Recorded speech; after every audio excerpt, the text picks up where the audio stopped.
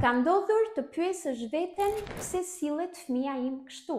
Ose terapist që ju thonë sjellja e fëmijës duhet menaxhohet, duhet rregullohet. Le t'i japim një tjetër qasje jashtë kornizave terapeutike tradicionale, një qasje neurodivergjente që i jep sjelljes së fëmijës me autizëm një tjetër kuptim. Një fëmijë që sillet ndryshe nuk është një fëmijë që sillet keq, as një fëmijë që po na sfidon, as një fëmijë që po kërkon vëmendjen tonë, por është një fëmijë që po na komunikon. Në këtë qëndrim, pyetja jon nuk duhet të jetë çfarë duhet të bëjmë për të rregulluar sjelljen, për ta ndaluar, për ta menaxhuar, por të marrim kohë dhe t'i themi vetes çfarë po kërkon të na komunikojë fëmia. Cili është mesazhi i tij? Disa sjellje të fëmijës tregojnë që fëmia ka një mbingarkesë ndijore. Disa të tjera tregojnë që fëmia po përjeton emocione të cilat nuk i shpreh dot me fjalë.